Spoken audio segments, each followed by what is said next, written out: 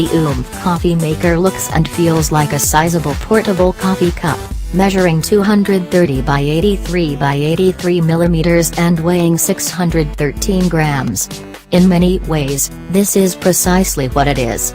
Made from chunky plastic, the Oomph Coffee Maker has a reassuringly tough feel to it, and it seems like a product that will withstand being carried around with you.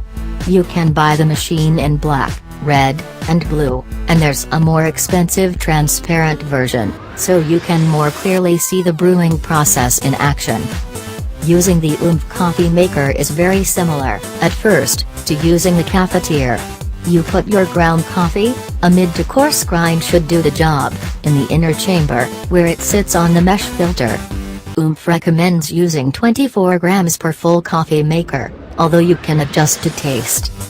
Next, you just fill with water. Ideally, you should use water below boiling temperature. Coffee boiled is coffee spoiled, you know. You should leave the coffee to brew for between 1 and 2.5 minutes, depending on taste.